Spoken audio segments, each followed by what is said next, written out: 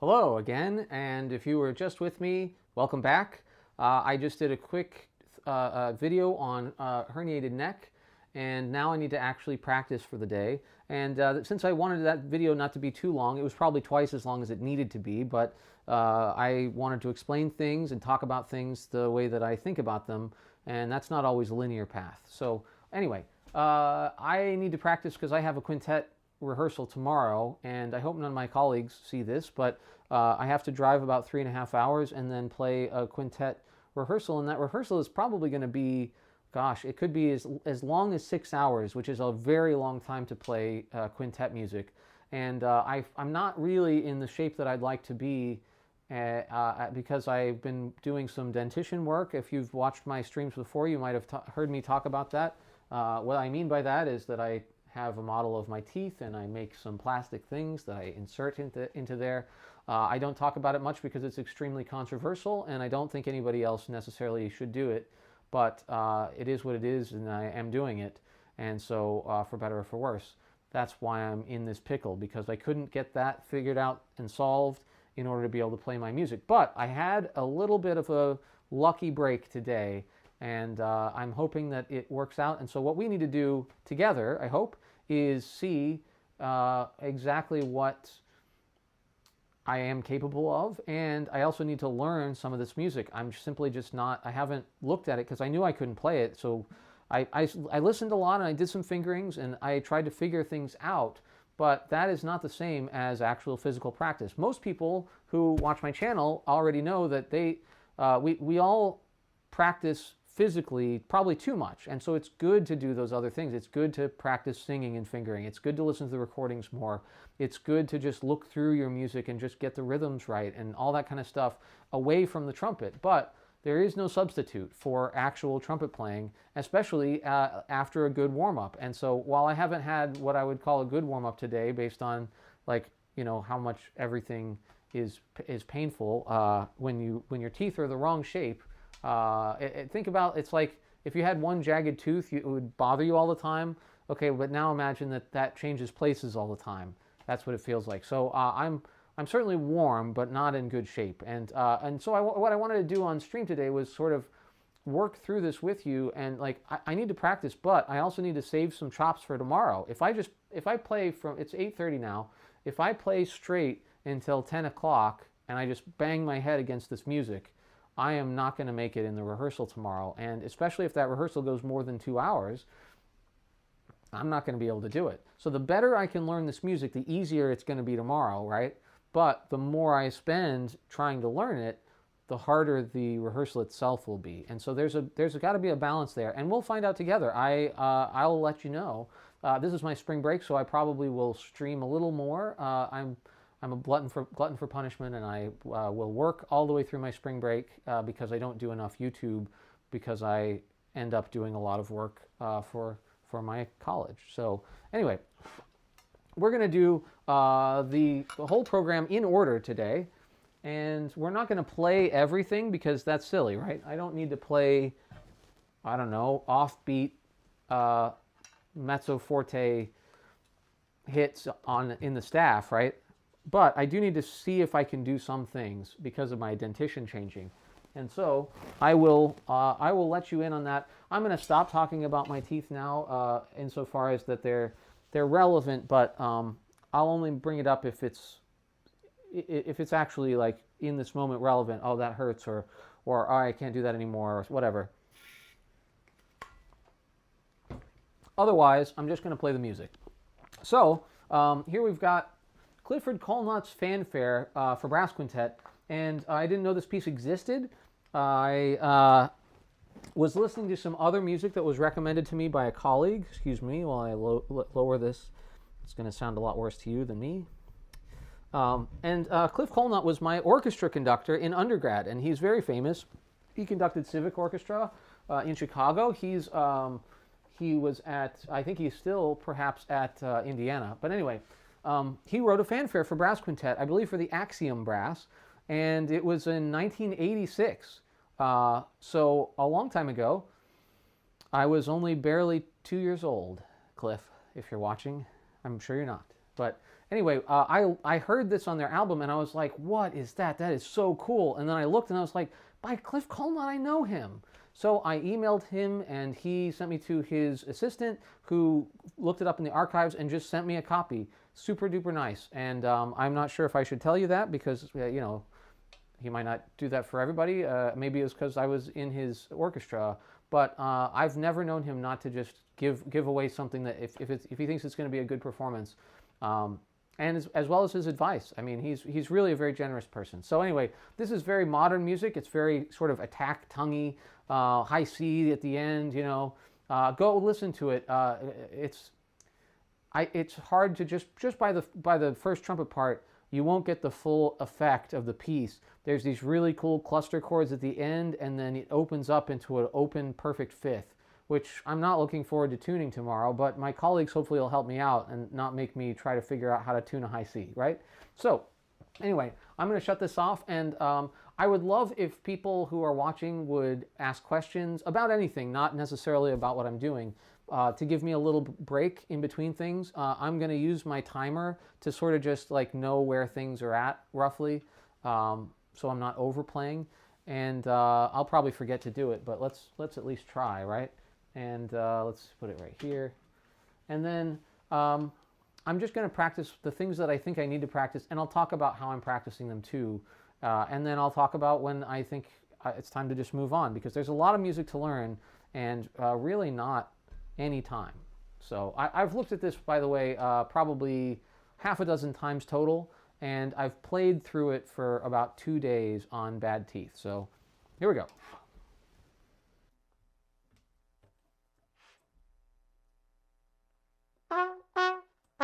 That was my sound check. How'd it go?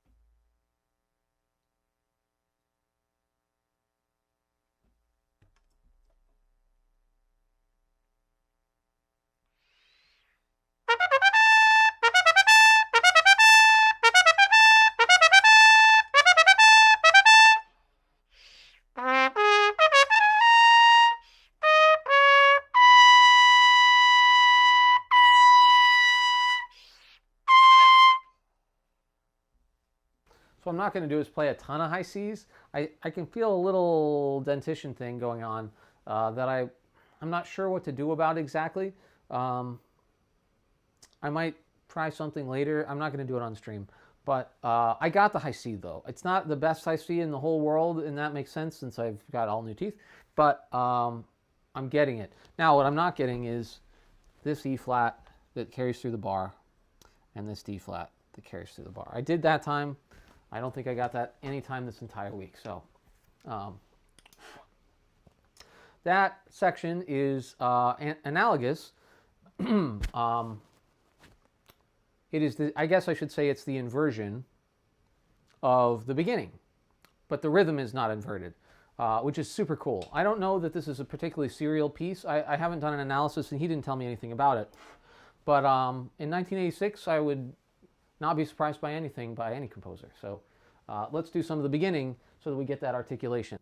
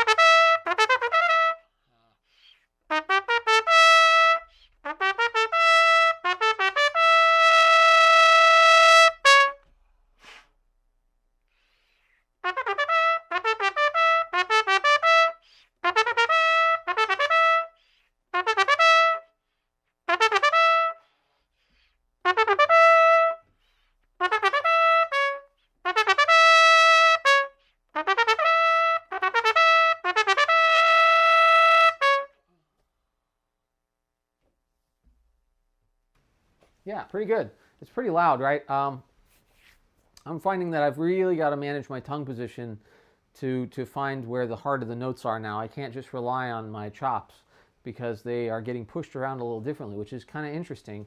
I'm gonna have to remember that for tomorrow so that I don't press and do some damage trying to sound like a sound that isn't going to do it that way anymore. But this is a cool piece, right? It's got these kind of nasty licks in it, and if I was really smart, I would analyze this better. But I think they're really just cells. I was looking at it right before I started, and B flat, F sharp, E, G backwards is G, E. That's a minor third. Then down a whole step. So far so good, right? And then up. An augmented fifth, right? F sharp to B flat. So I don't know. It's not perfect because F sharp, A, G, D backwards it starts with a perfect fifth, up a whole step, and then down to the F sharp. So it is inverted, but it's also modally shifted, right? The fifth becomes an augmented fifth instead of perfect fifth, and otherwise it's the same lick upside down. I guess it's retrograde inversion, actually. Sorry. But why is that important to know? It's not for playing it necessarily, but it is. It might be something that comes up in rehearsal about how we play these things, right? It doesn't always, but it could, and so I want to be ready. Plus, I got to do something for my breaks, right? If I'm just going to play, I could listen to the recording. I've done that already a lot because that's what got me into this piece, right? Now we need to pick a mute.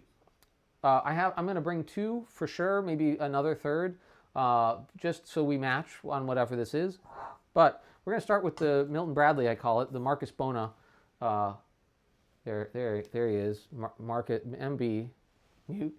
I think this was called the Big Bottom mute. I'm not sure. No, that was the rip-offs of. Never mind. It doesn't matter.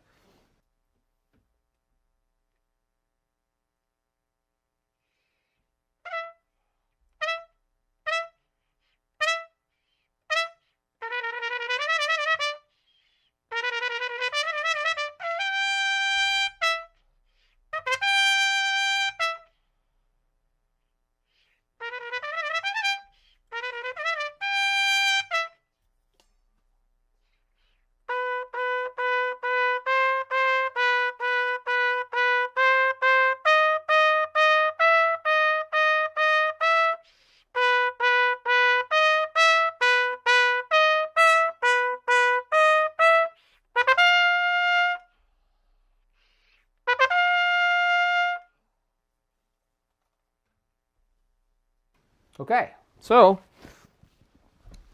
that's how that mute sounds. Let's get a taste test next to side by side.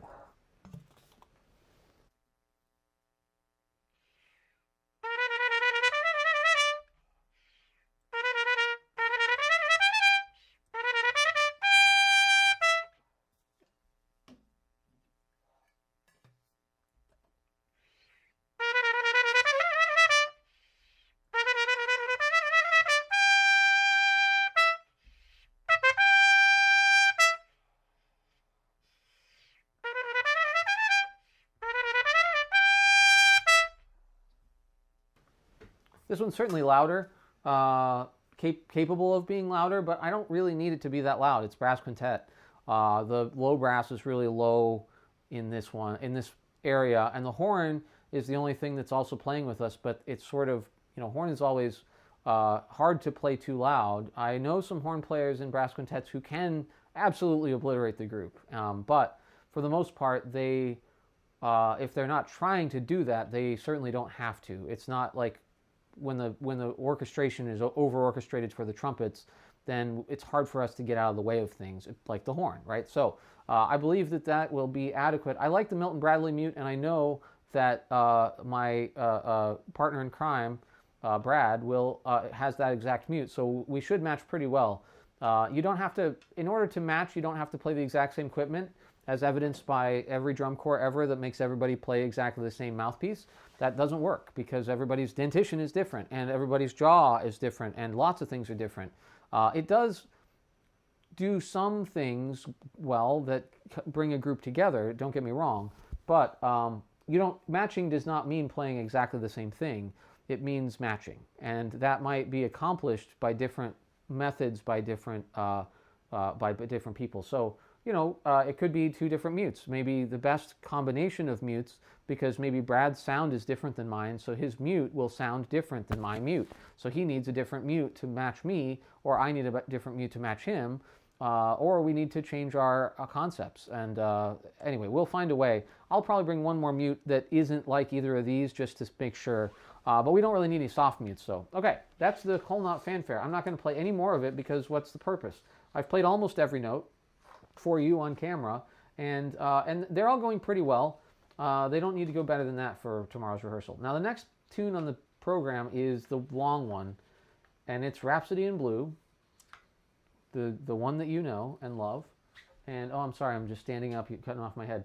And it is an arrangement that no one has, well, very few people have ever heard. It was arranged by Fred Mills, and I don't know that they ever played it. And then Brad, the person who put this quintet that we're playing in together, did an edition of it. And this will be the second time that it's ever been played live. And then if we recorded it, it would be the only recording. So I'm hoping we get to do that. I hope that we get a lot of rehearsal before we do anything like that, though, because, man, this sucker is hard. And it switches between piccolo and B-flat trumpet a lot, and sometimes really fast. So we're going to need to be ready for that. And we don't need a C trumpet anymore. Ha-ha! I love my C trumpet, but not right now, because that high C does not feel good. And it's not its fault. Is this the right mouthpiece? Yeah, it is. Okay. So let me clean up my area here first. I'm going to have to quick draw this piccolo trumpet, but if all this junk is in the way, I'm just going to knock over junk and maybe drop my trumpet. And I don't know if you have a clean environment to practice in, that's great. If you don't try to do any quick draw fancy tricks, because you can really damage your equipment badly.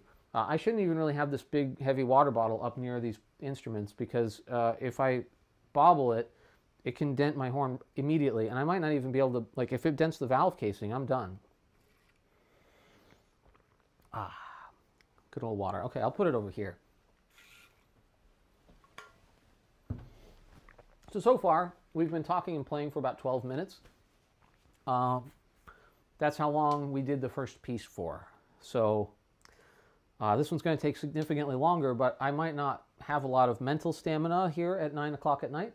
And not quite, 8:41. So I might need more breaks, and that's just how it goes. But what I don't need to do is play every note. We've said that already. So how many notes do we need to play? Well, good question. How about, if you don't know if it's going to come out of the horn, or if you don't know what it sounds like, you better play that, right? That's always a good rule to take to heart, right? So in other words, this beginning lick, I don't play the beginning, like the clarinet solo from the very beginning. I only play the ending of that clarinet solo. So it's basically, as it gets into the altissimo, or whatever they call it on clarinet register, I take over from the B-flat trumpet and play it on the piccolo trumpet in B-flat, and go our favorite, just right away, straight up to high F, the first lick. And there's a lot of that in this piece, and some things that really don't make sense to me, but I'll ask Brad about it when we get together, and we might change some things, or maybe he knows about the arrangement and why things are the way they are, and we'll clear it up. We'll probably spend the most of the rehearsal on this, so I'll probably spend the most of my practice on this. So here we go. Get some.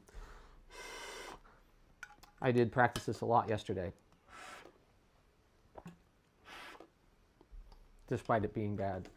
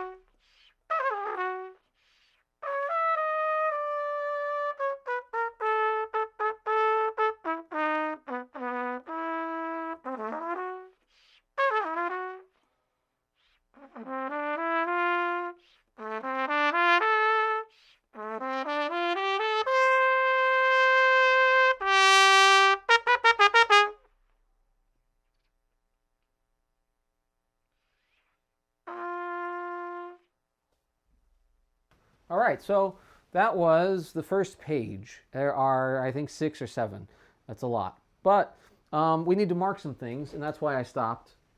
And a page is 4 minutes in this case. Not very long, but not it's enough at this level in the day. So what did I miss? Well, I wasn't sure where the repeat went back to.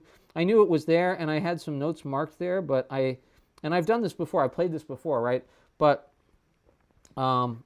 it's sort of oddly done, where there's these 1/4 bars that's like a 3/4 bar and then a 1/4 bar, and I know that that's editorially why that is, right? But because that's the only beat that's different between those two otherwise 4/4 measures. But it's just really weird to look at, and it gives your brain a second to freak out, and then you don't come in at the repeat. So I just need to mark that. I also need to mark that this is only a quarter rest, because it's giving me like a whole measure rest, and that's not how many beats there are. If you didn't know this already, the half rest and the whole rest, right, they go on different lines. That's maybe something you didn't already know. The whole rest hangs down from the D line in treble clef, and the half rest comes up from the B line, and that is because those are holdovers from the way we used to mark multi-measure rest, which was a certain amount. I think it's two measures or 4 measures. Four measures, I think, is like a whole box that's blackened in the middle of the staff, and then you get half of that box is 2 measures. I think that's 4, and then that's 2, and then 1 measure is just half a box, half of a bar rather, and then half of that is the other half of that box. And then there's other ones too. You can look in older music and you can find it, and it usually has the number of rest above it. But then there's this funny shaped box, like black half boxes all over the staff there. And if you look at that, you can figure out the system.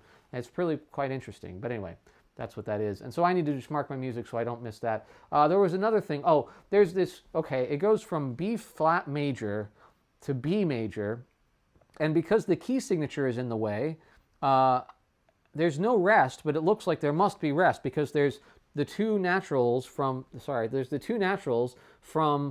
the old key signature, and then the B major key signature has 5 too. So there's 7 things in there. Let me just show you. It's just silly, right? Where do I put this so you can see it? There you go. And if you're looking, it's right here, right? And there's no actual distance between the notes. So I don't know how to mark that, except I'm gonna put like an arrow that goes like, and just put the key signature in.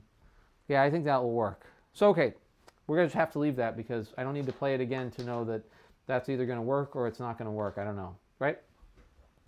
Okay. Some notes I've never played on the next page because they seem too easy, so I'm just gonna play them now, and then I'll keep going. And it switches to pick real quick.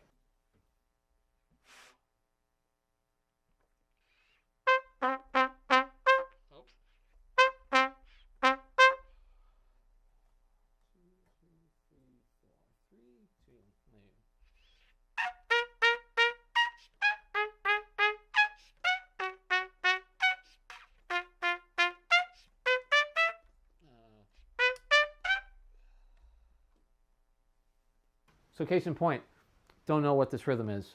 Bup, bup, bup, bup, bup. Yep, that's what I thought. So it's the same rhythm. It just some of the stuff gets covered up by the shape of the barring, of the beaming. So dot dot dot dot dot dot dot dot dot dot dot dot dot dot dot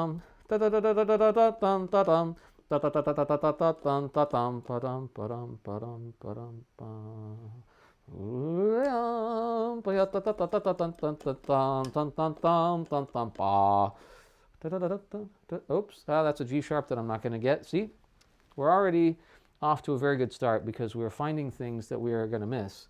Oh, that's this page. There's no room for it, Brad.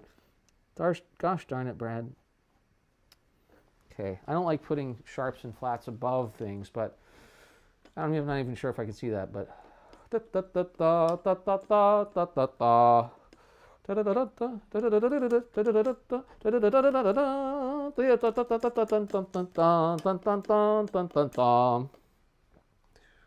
And then this is all pretty standard, I guess.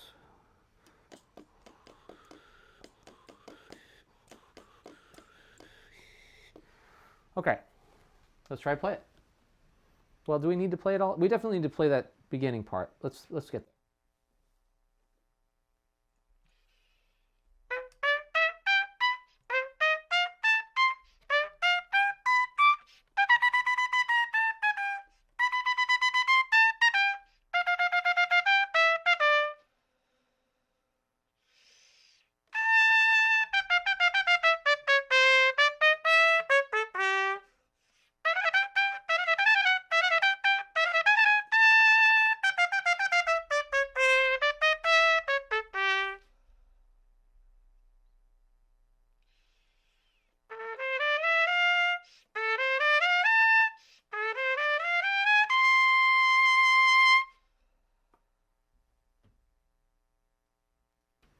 There is a part at the bottom of this page that I know is not fun, not easy for me, and it's because you play uh, the normal trumpet line, ba da dum bum bum bum, yep bum bum bum bum bum, and then the clarinets take over a little obligato, but you don't play all of it. You just play the second bar of the clarinet line, which is confounding to me. Because if I just switched roles like that and played like all of the melodies, I could do it. But not starting the melody but finishing it is really tricky, for me at least. Because if I can just play it by ear, I can do the whole thing. But if I have to jump in halfway through a phrase and try to finish it, that my brain is not on for that, right? So that's what I have to just learn this by rote now, know that it's a clarinet part. I have it written in like that. And then get and those are on the beat. I messed that up every time this week as well. Which is not the rhythm, I don't think, that is in the original part.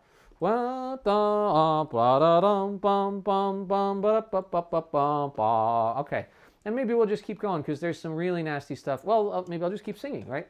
Da da dum bum bum bum ba ba ba da da da.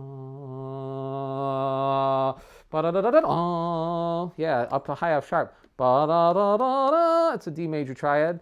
This I looked at yesterday. And 1, 2.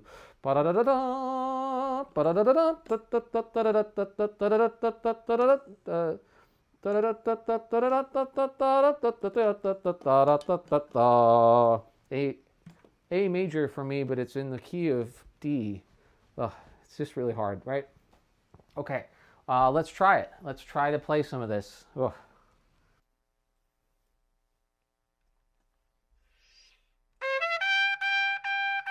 Oh, I didn't look.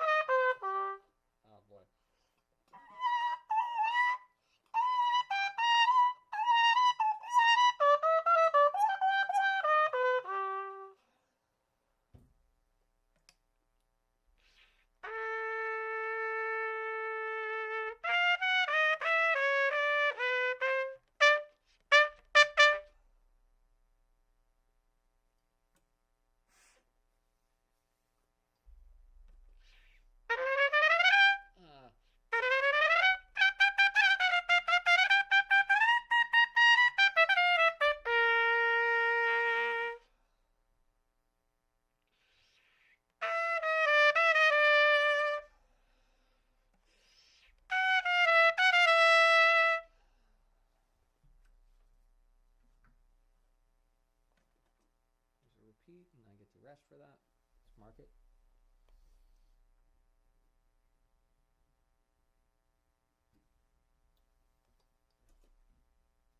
So that was a good 14 minutes, although I sang a lot of that time.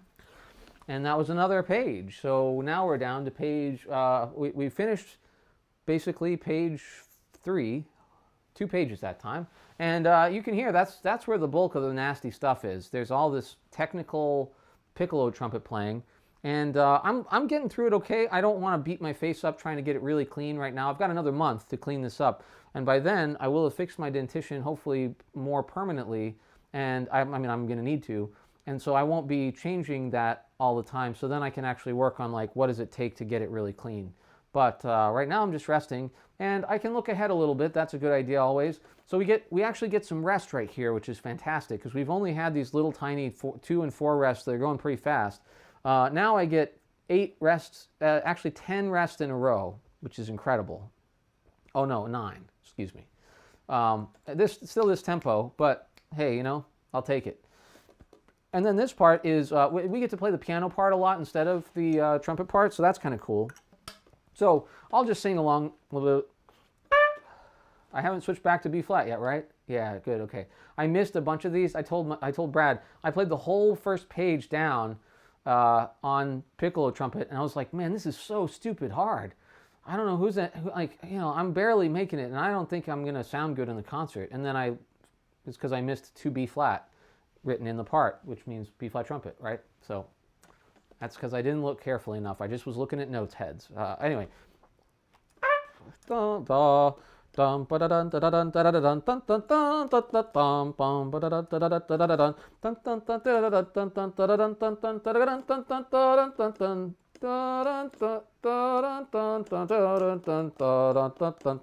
this is a bad key. Oh, you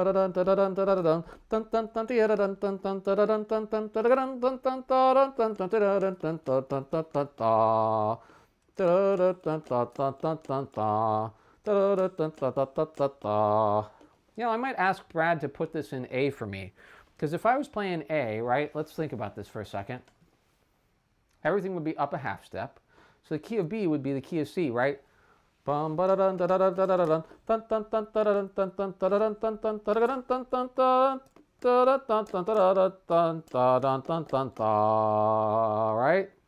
Key of A, Brad, key of A.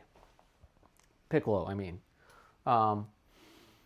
Yeah, I might ask him to do that because the beginning is only very slightly easier on B flat piccolo, and then the rest of it is in all these terrible keys, and I could be playing A piccolo. I guess, I mean, there's a G minor 7 like arpeggio that's kind of fast, and that would be it would be A flat minor 7. So.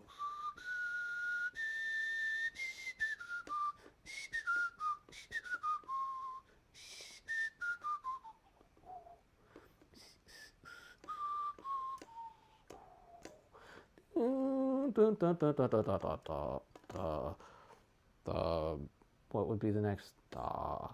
Yeah, I think it's better. It's better. Even that is better. I'm going to ask him to do it. I'm going to write that down.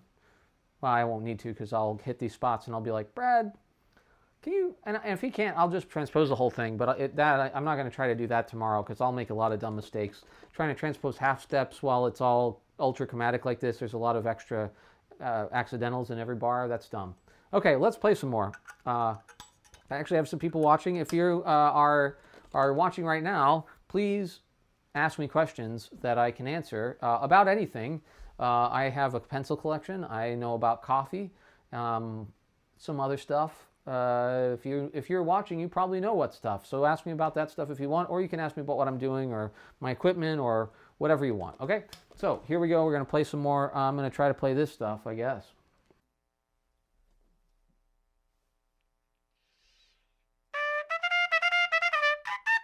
Oh boy.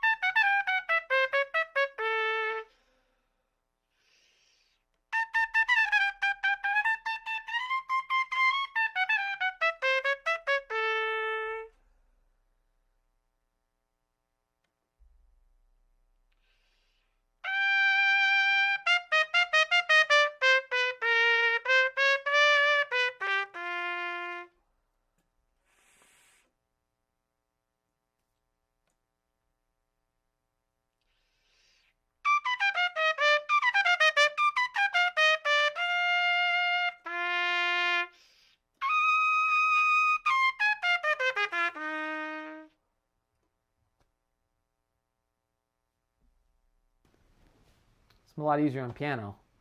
Anyway, the rest of this page is like eighth notes on the beat on B flat trumpet, and then some 16th notes that are just repeated notes. So I'm just going to start at the beginning of the next like big section. It's a lot of mute stuff too. I also should move this mouthpiece so I don't mess it up. Okay.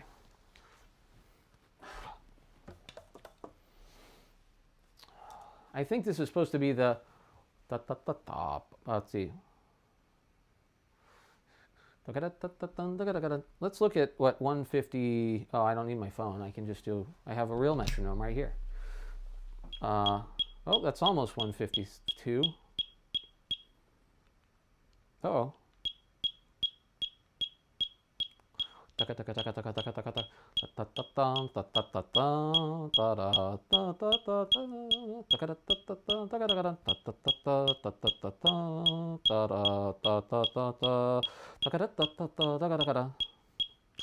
I did also think about playing this on piccolo trumpet, and even though it's a dumb thing to do right now, I kind of want to try to do it, you know what I mean? So this would be a good place for B flat. No, it's the same. It's basically the same. No, it's not.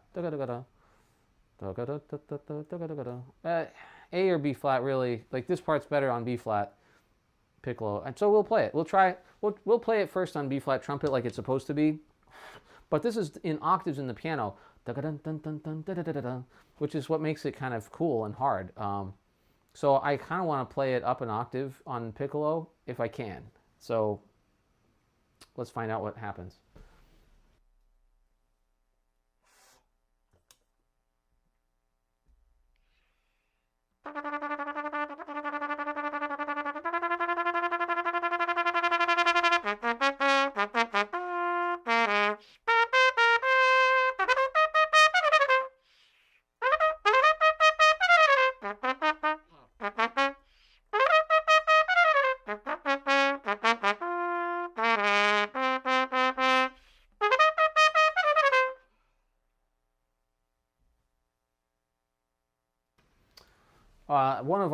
One of our avid listeners wants to know where I got my shirt. It looks nice. It's what I call my boyfriend shirt. My girlfriend got it for me, and I wear it on as many days as I possibly can. Thank you for the question. Okay, let's try it on piccolo.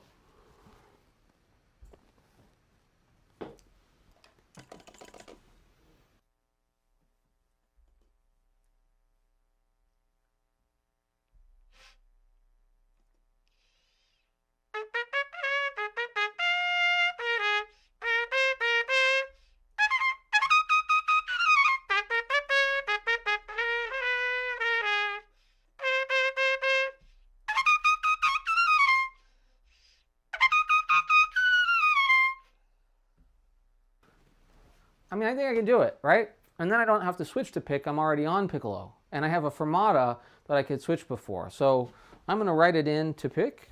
I need a better pencil than what I'm using also. I'm sorry let's use this one. Okay. This is Test Scoring 100, Shelbyville Musgrave. And I changed the cap on it so that it looks cool, even though it loses the eraser if you do that. Okay, to pick. Question mark? It's a good question because I can play it, right?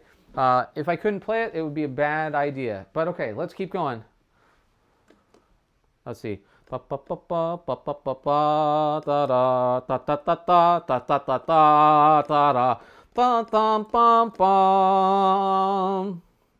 then this is another stupid part.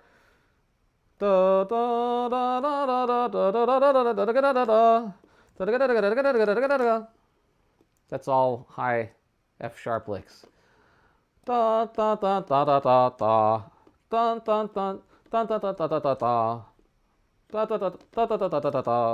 is probably going to cascade through the group. We're going to have to rehearse this, right? So I gotta have something together.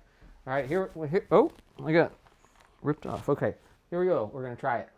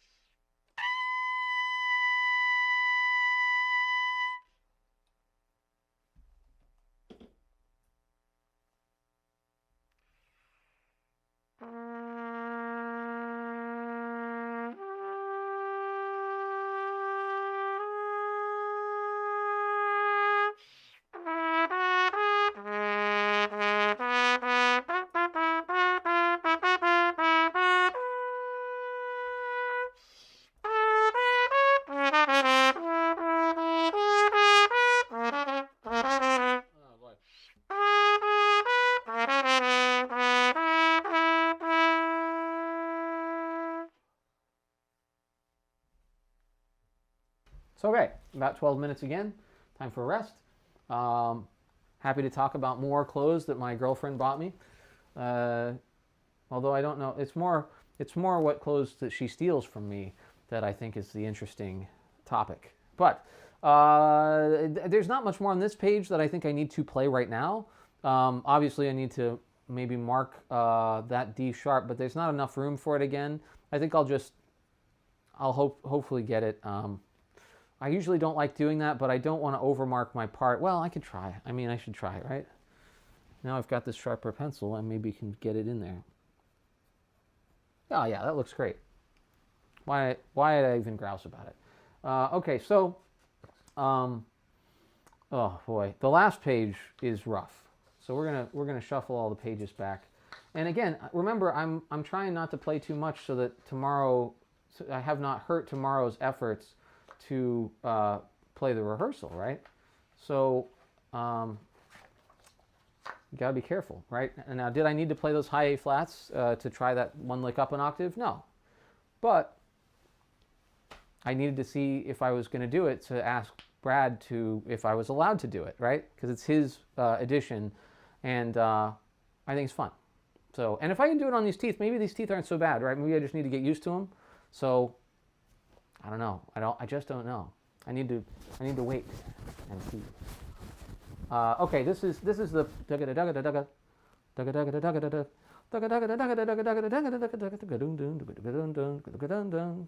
right. It's, if you don't know Rhapsody in Blue, then I just sound like I'm singing I don't know, some sort of funk tune, I guess. But super cool part that's really tinkly. So I got to really see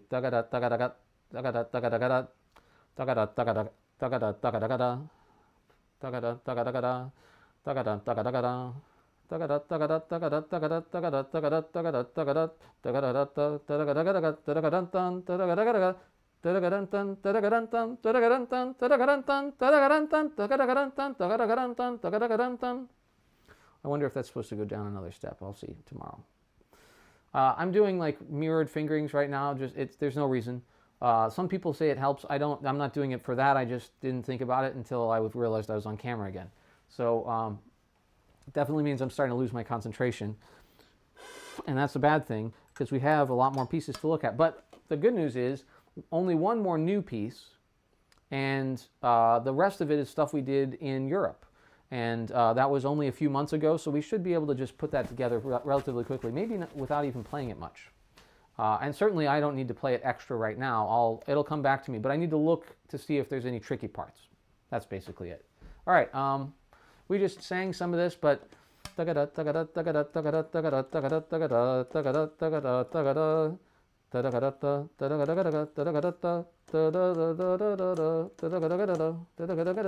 this is going to be, okay, before I even start,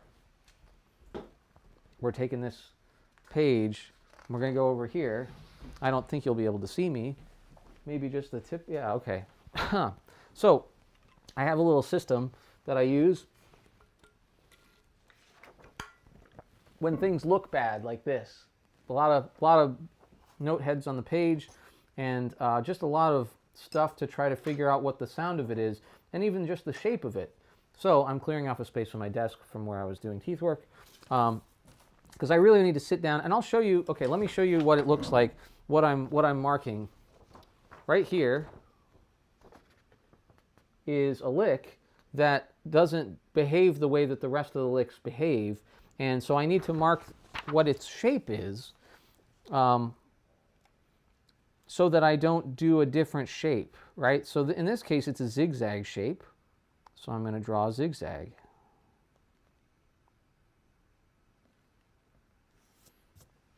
And I know you won't be able to see this very well, but that, where is it?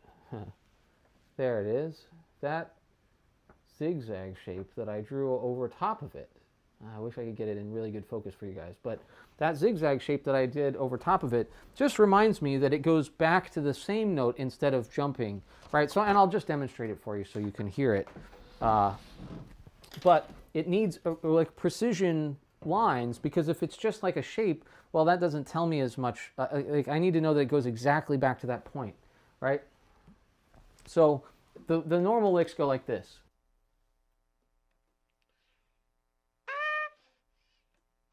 Let's see.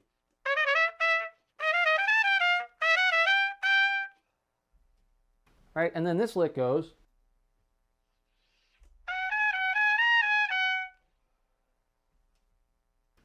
Which is not the same shape. Now, it's possible that that's a typo, and Brad might have to catch that. I don't recall that happening in the orchestrated version, the orchestra version, I should say.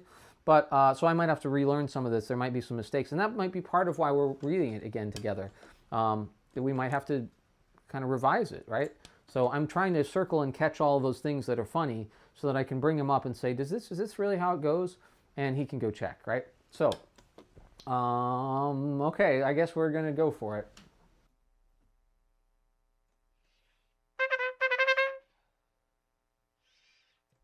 No.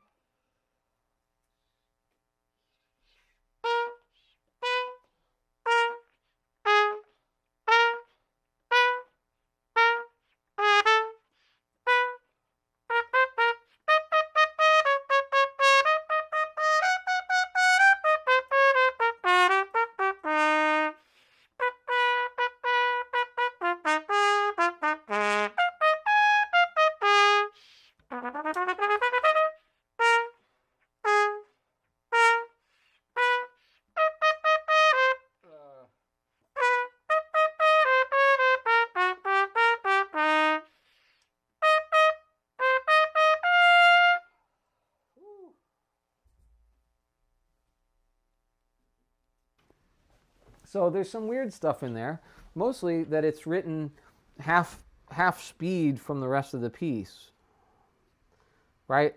That you can't see this, but it's all, those are all da da da da da da da da da da ba. That's, I don't know what to do there actually. Yeah, I don't know. It's written in 2/4 and then it's 4/4, but it doesn't say a tempo change. But it feels like, I mean, I know the piece, right? We'll find out tomorrow, right? And I'm not going to just play the ending just to beat up my face, but I'm really tired now because that stuff is hard, right? This is all really hard stuff. And switching between horns, again, I might really just want to play this on B flat trumpet if I can. Sorry, B flat piccolo, so that I can paste those B flats that are just in the staff for me then, right? Instead of feeling like I've got to, ba ba ba ba ba ba ba ba ba ba ba ba. That's almost a 2-octave leap, like all in one go. And at that point in the piece, I don't want to do that. But if I could do it on piccolo trumpet, then I wouldn't hate it so bad. I can't play a pedal B flat, but I can play. I could play something else. Maybe I can give one note to Brad, and then I can play it all. Anyway, that's Rhapsody in Blue, and that was 10 more minutes, which wasn't that long. That was only one page, though. Now, the next piece is the William Grant Still Elegy, which is dutifully arranged by Brad as well. He's done almost all the arranging on this whole program, which is awesome. He's a very good arranger, and despite some of the things that I said might be mistakes, he doesn't publish an arrangement until it's perfect, and that's probably why we're reading it, and nobody else has it. But this one is very good, and we workshop this one as well when it was new, which is only about 6 months old. Well, I guess he did it in 2021, but we didn't workshop until our rehearsals for our European tour, and so that's when we got the final edition. And it's very beautiful, although there's no rest in it, Brad. I believe it's B flat trumpet, but I'll have a C with me anyway. I played the whole tour on B flat, so I know that I'm pretty positive I didn't transpose anything. But it's hard to remember when you, not to, I certainly don't want to brag, but when you get to a certain amount of like transposition all the time, you forget if you transpose stuff or not because it doesn't really matter, right? And that's where you want to be eventually, right? That you're just like, I can't remember. This actually got me in trouble in my master's oral defense. Like, so when you get a master's degree, you often do a defense. Sometimes a general defense, which was what mine was, which is terrifying, and sometimes a defense of your project, which is what we do at ECU. My orals, I had a composer who I'd never taken a class from who wanted to be on my orals committee, which I said, you can't, if somebody wants to be on your orals committee, you say yes, because they already are a fan of yours. Nobody volunteers to do more work unless they really like you. And then it was my orchestra conductor, and it was my trumpet teacher. And the orchestra conductor knew that I had already gotten a job after grad school, and so he asked me, what are you doing to prepare for your new job? And I was definitely doing that, so that was easy. Then we got around to the composer, and he asked me to name the keys of all the Beethoven symphonies in order. Well, first he asked me to talk about all the Beethoven symphonies one by one as much as I could, and I said, I don't know what you mean. And he said, well, why don't you tell me like about the exposition of the first symphony, of the first movement of the first symphony, and we'll just go from there and see what you can remember. And he didn't give me that question ahead of time. He said just, general symphonic literature questions. So I said, I'm sorry, I can't do that. And then he said, well, how about the second symphony? And I said, I'm sorry, I can't do that. And he said, well, okay, what about the Ninth Symphony? You just played that in the orchestra downtown. Why don't you tell me about that? And I said, I don't know what you want me to do, but I don't think I can do it. But if you give me a clue, maybe I can start. And he said, well, why don't you just tell me the key of Symphony Number 9 by Beethoven? And at this point, I was in a cold sweat, right? So I was like, I just don't know. And he says, you can't remember the key area of the symphony that you just played? And I was like, well, I mean, I know that I played a C trumpet, and I'm pretty sure that I transposed the part, but I can't be certain. I just don't know. I just can't tell you. And he was like, well, it's the key of D. And I guess I shouldn't ask you any more questions. He was really upset with me. And then I don't remember what happened after that because I just kind of answered my trumpet teacher's questions and I guess fine. And then I got up from the room and left. And I passed miraculously, but probably with a, 66.8% or something, right? Whatever passing is. So anyway, I'm just telling stories now. But this elegy is beautiful, and William Grant Still is certainly an underappreciated composer who's now getting a lot of play because, well, people want to do underrepresented composers' music, and his is some of the only public domain music that you can do right away, right now, and that is also akin to some of our favorite old white man literature in terms of its time period and sort of orchestration. And so it's easy to do William Grant Still, but it's really good to do it too. And so we have an arrangement. I'm not going to play really any of this. I will play one hard lick out of it because I want to make sure I can do it. It's not that hard, but...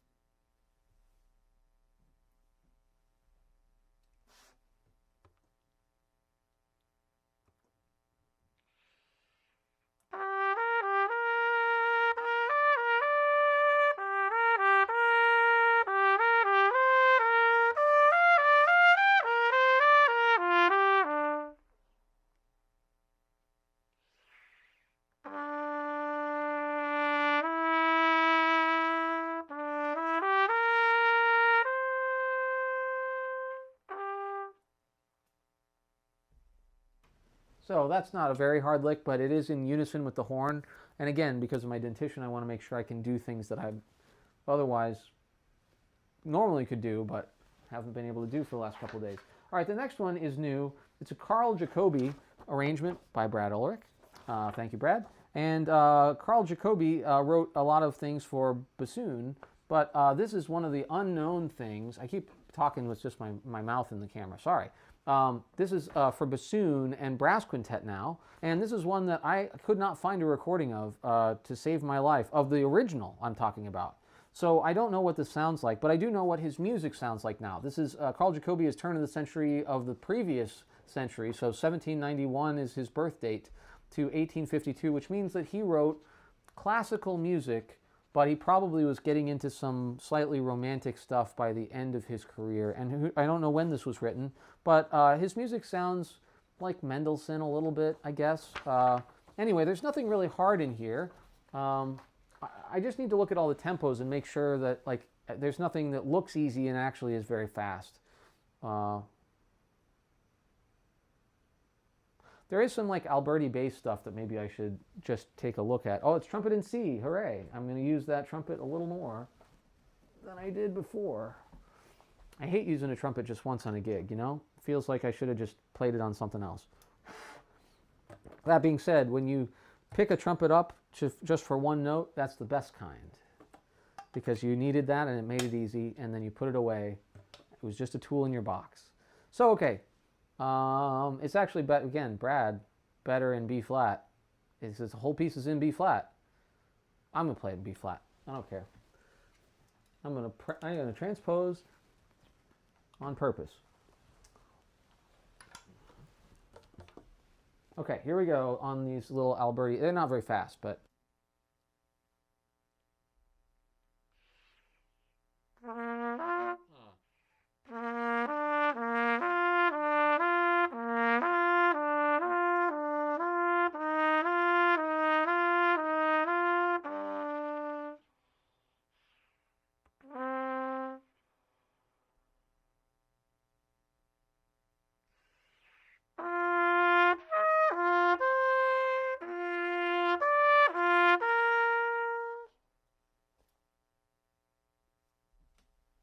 Yeah, nice. I didn't do it very well, but I'll be able to play a little louder tomorrow, hopefully, and I won't be wasted from... Well, I'll be wasted during rehearsal. Again, sorry. I'll be wasted during rehearsal. Okay, how fast is this? I got a big long lick here. 108. That's not too bad. All right, let's play some of this.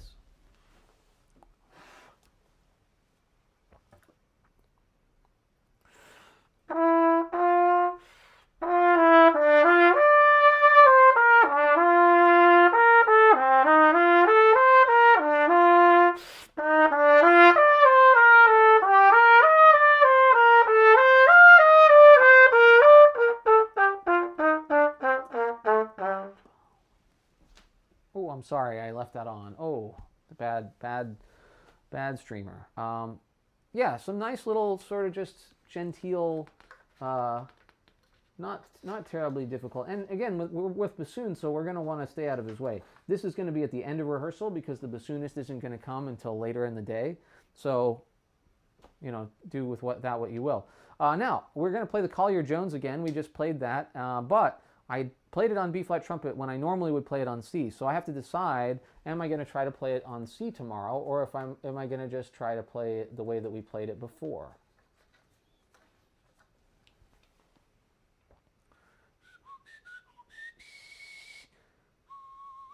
I mean, I'll have both trumpets.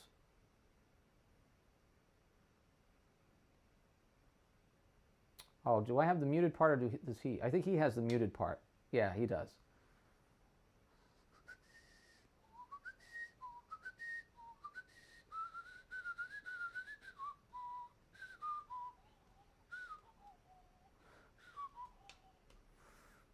I always get that lick wrong. Okay, well, we can play a little bit of it, I guess, on C, just in case. I also need to clean my trumpets, which is a different problem that I have. But let's see how long we've been going. Oh, over an hour, and that's after my 17, 18 minute masterclass stream that I did before. So not much of a master if it only took me 18 minutes, right? But it should have taken me 8 minutes because it wasn't a big topic. I just talked too long. Anyway, here we go on, we'll just do a couple of the licks of Collier-Jones. If you don't know this piece, it's absolutely beautiful. 1957, Collier-Jones is, I believe, an American composer, certainly the Americas. And this is 4 movements for 5 brass, which is for the New York Brass Quintet.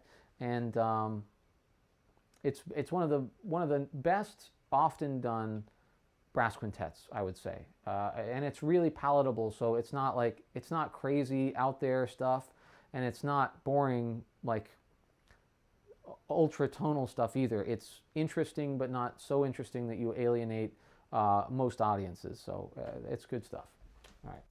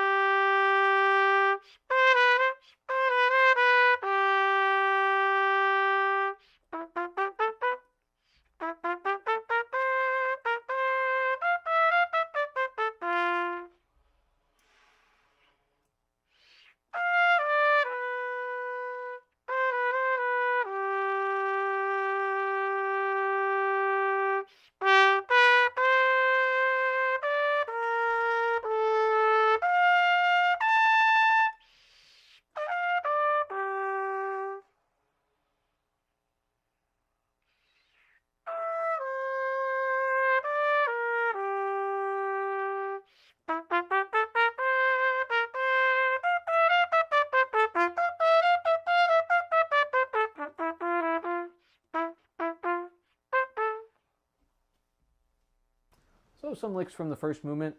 Certainly much easier. I just have to remember I'm on C trumpet, which may be a good reason not to do it, but I have a whole month, remember? And if I play 1 or 2 wrong notes tomorrow, nobody's going to, yell at me. We're all friends, and everybody's going to make mistakes, I hope. I hope it's not just me.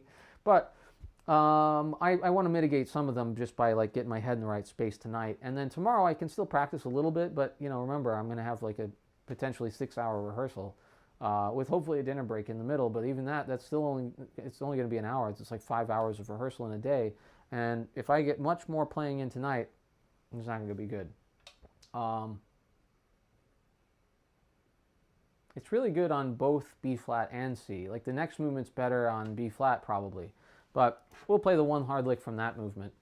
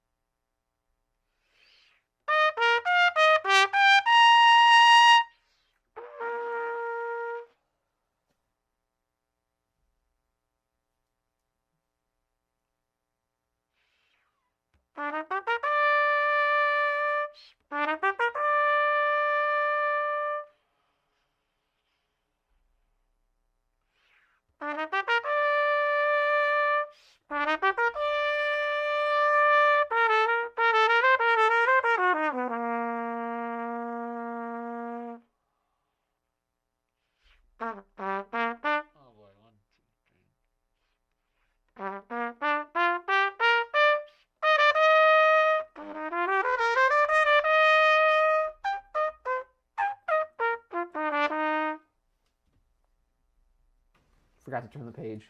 I didn't think I was going to go on. Anyway, yeah, that's I need to practice this a little bit.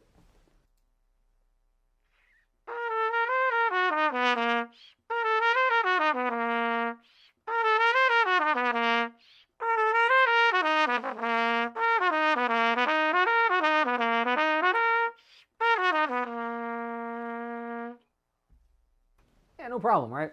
I just have to get it in my head. And so much da da da da da is worse on B flat trumpet. Ba da da da da is so much nicer in the fingers, but you have to get used to it because it's a little bit awkward. It's not a normal thing we do. Da da da da da da da da da da da da da da.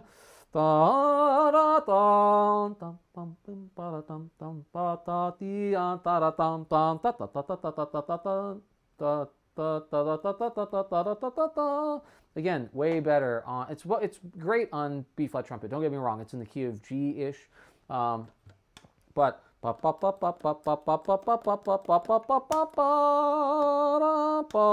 Right? It's just the right fingerings. I don't know if it's not PC, I guess, to say. If you play a lot of B flat trumpet, you probably hate that, but it just feels right, you know. And it's probably because I learned it first on B flat trumpet or on C trumpet, excuse me. But again, if you get to that point where like you're picking the trumpet based on what feels right instead of what it is written in, that's where you want to be, because then you're going to have the best chance of survival on a gig like this, but also it's going to sound the best because you feel the most confident in those. Yeah, definitely C trumpet all the way. So now I'm transposing two tunes that are not, that I have the trumpets for, but I'm choosing not to use them. Oh, good, and we're done. The last one is Ain't Misbehavin', or it might be this here. I printed Right Now because I actually own this one. If you haven't heard the Brandon Right Now arrangement of Right Now, incredible and so good. And it's a weird, it's like a pop tune. I didn't know the original songwriter at all, and quite frankly, I don't prefer it to the brass quintet version. The brass quintet version is great, and also almost completely below the staff in a good way, not in a oh no way. So I'm hoping that I can convince the group to do this instead of Ain't Misbehavin' tomorrow, but just to sight read this. So I printed all the parts, and yeah, it's an easy one. Plus, the bassoon player could come in and play one of the parts with us, just like at the end, and then sort of stick around and play with the tuba or something. So I don't know, it could be fun. But what do I have to practice on Ain't Misbehavin'? Well, actually something that, these are not my parts. I lost my folder from that tour. Unfortunately, I think I might have given it to a student. Maybe he's texted me since this is on and has said, yes, I left it in your office and I can pick it up tomorrow morning. But if that's not the case, I need to remember the chord changes to the improvisatory section in the center of the piece, right in the dead center. And I have the other part, and put away my dental tools. I have the other part right here. So let's put the trumpet down first. We're not going to play this on C trumpet. It is not better. And for most people, it's harder to improvise on C trumpet. I don't find that that is the case as much as it is. Oh, do I only have half of it? Nope. Let's see. Oh, no. Oh, it's split. Well, I have half of it. Maybe it's only 4 bars. Oh yeah, it is only 4 bars. So these are the 4 bars that I need at the top of this page. And if I was smart, I would just like cut. Well, I'm smart enough, right? I could just cut and paste. Why am I not doing that? Do I have paste? Do I have cut? Let's find out. Okay, cut we have. So the chord changes are in the second part on the top, and the bars that you improvise are on the top of your second page as well. So easy. Just cut here.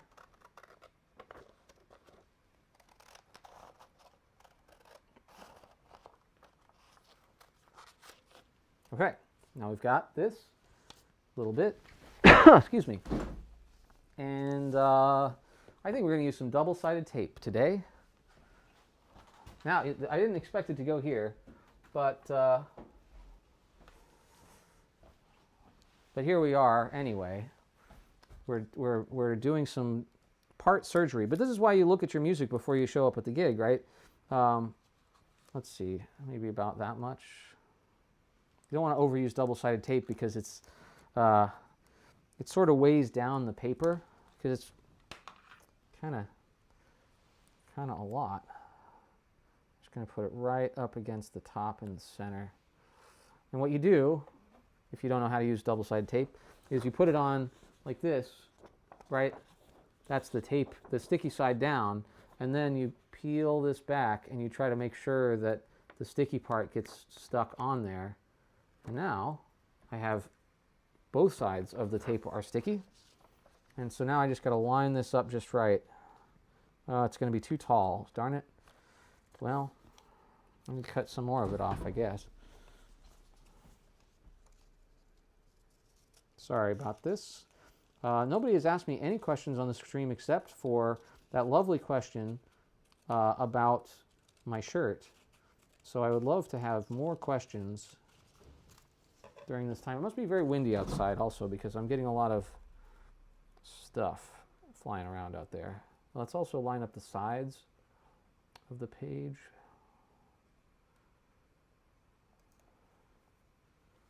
I should have taped the corners. Well, I can put tape around them later, but now we've got it. See, look. It's a little bit funky looking, but the chords are there. And I can do my little chordal exercise just to make sure I still remember what they sound like. Let's try that.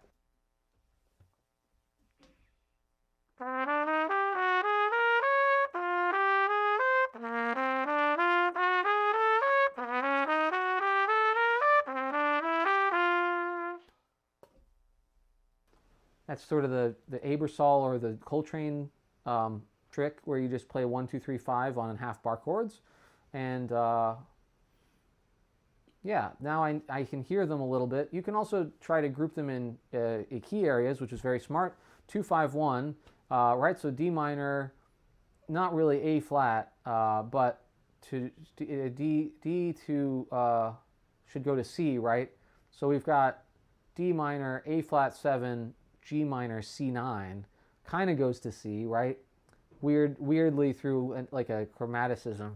And who knows what that G minor is doing there, right? Well, it's functioning as a 2 of the C that's 5, but it doesn't go to F either. It goes to G sharp minor. So these are just all 2, 5, 2, 5, 2, 5, 2, 5, 1. So we're just doing a modulation, right? That's what's happening. So that means that for the beginning, let's see.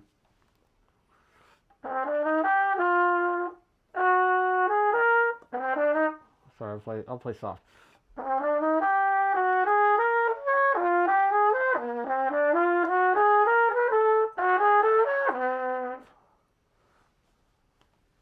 So, at least G minor C9 is in the key of F, right? 1 flat. Then G sharp C sharp is in the key of F sharp, half step higher. So let's reverse engineer it. We'll go back one. F goes down to E, right? Can we say that anything is in the key of E before that? Well, A flat's not really. It's kind of the chromatic mediant of E. D minor's for sure not in E. So I don't like that. But what's, let's see, instead of E, what if it was C? Well, it doesn't have an A flat in it, you know. So, oh, look, there's some stuff. Okay, cool. No, I like questions that are unrelated to music. So let me repeat your question for those who are not on the same platform as you. It says, well, this is from Thomas, by the way. Hi, Thomas. How do you mentally prepare to switch from piccolo to B flat C mid-song? Do you just automatically know, or is there a process you go through to set yourself up for success? Sorry, I know it's unrelated to the music. So, yes, yes to all of it. So when I was very young, my dad was playing Pictures at an Exhibition with trumpet and organ, which is a great recording. I suggest you check out. Pictures has a lot of different colors in it, and so he uses a lot of different trumpets. And so I just thought that it was a thing that you could do to just pick up the trumpet and play it, no matter what it was.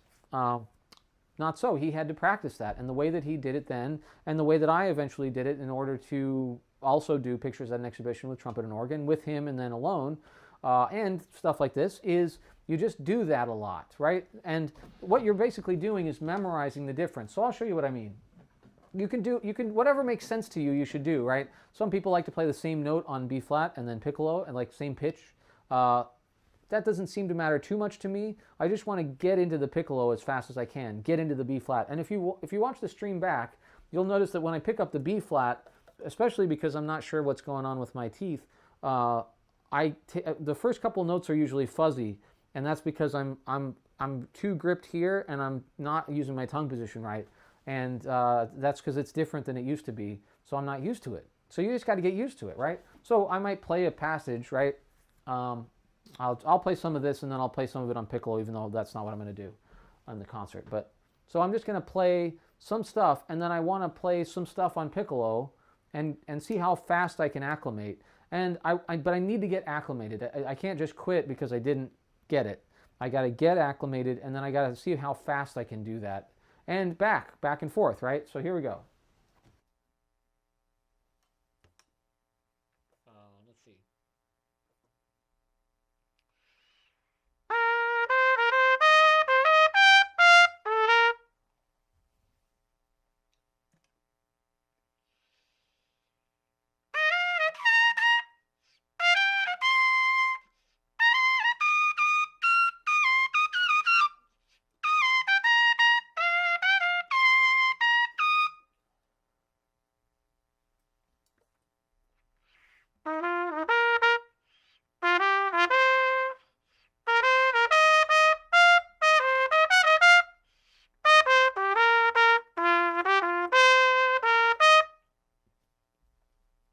So I did okay. It took me too long to get into the piccolo. It's mostly because I didn't know what I was about to play. What really helps is if you're actually going to do this in a real concert, in a real way, do the actual thing you're going to do, because you can kind of use where you left off on one trumpet to go back to the other, or to go up to the other, whatever it is, right? And if those are always the same notes, then you learn that faster than trying to do the whole piccolo and the whole B flat trumpet. But if that's too much, if you don't have a piccolo maybe even, you could just go back and forth between C trumpet. Those should feel relatively easy to switch between, and if they don't, then it's because you're not calibrating yourself into that new instrument fast enough, right? And so then you fight it the whole time, and you never really feel comfortable on it. I mean, it could be because your C trumpet sucks or your B flat trumpet, whichever, right? But it also could just be that you're not really playing it the right way, and you're not acclimating fast enough to that way that it needs to be played to play well. Especially if you played it and it was like, yeah, the day I picked it out, it was great. And now when you switch back and forth, it's not.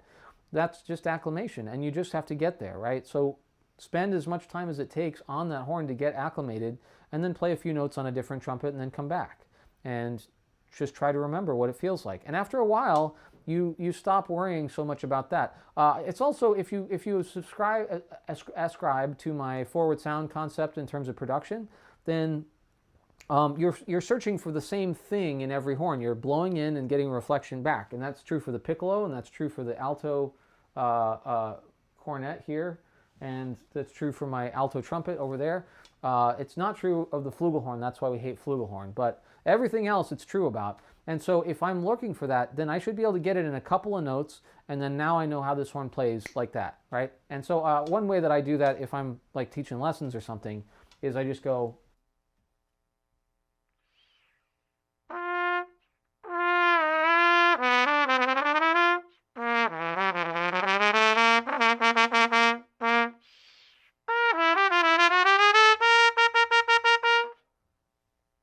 That was the thing that my teacher did. It's just like this tritone chromatic thing. And the tritone kind of gets you half an octave, right, downward. And so then you kind of get a sense of how like a valve works also on this trumpet, how it feels, I mean. And then you play the chromatic scale, and you're really driving the air through, trying to find the spot to blow to. And then you tongue a little bit to make sure that you're not going to over tongue on this instrument, and your money, you're done.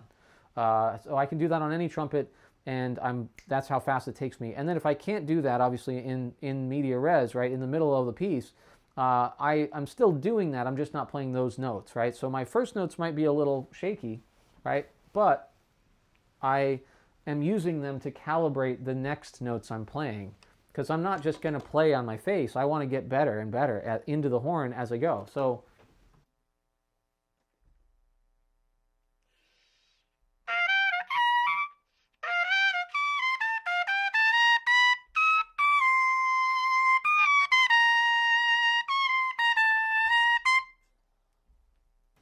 Right, as I go, that time I had a pretty bad like aperture setup, so I had to restart. But it only took me one restart, right? So and at this point in the day, I think I'm doing pretty well. An hour and a half of practicing this stuff. So anyway, any other questions? I'd be happy to answer them. I'm going to do a little bit more on these. So we were in the theory of this thing. D minor, A flat, right? Is what should it be? D minor, right? Up to G. Well, G minor is after, so let's consider the A flat chord as a chromatic sort of alteration. Like, in other words, it's a half step above where we really wanted to go. So it's hip, right? I want to play that. So we're just gonna, it's in the key of D flat. So it's going to be D minor, then D flat major, let's ostensibly say, and then F major, F sharp major. That makes sense, right? And then G major. So let's play those notes.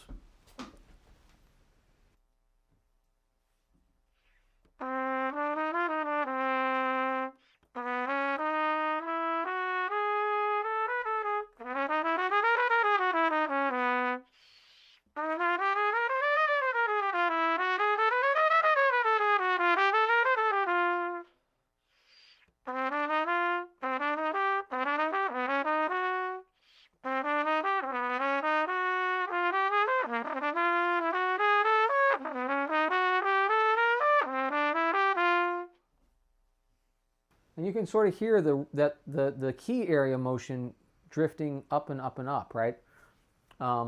What else could we do that's not down? I don't like going from D minor down to C. It's C. D minor is the 2 of C, duh, right? So C, D flat, F, F sharp, G. That's what we're doing. Okay, now I'm happy. Now everything's cool. All right, let's do those.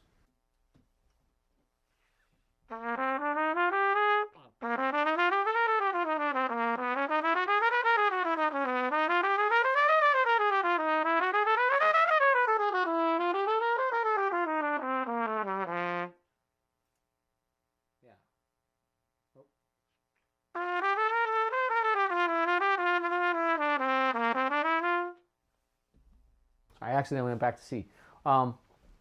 Yeah, so now we don't have a lot of time to do that. I usually ignore the A flat chord also, which I'd really like to hit it this time.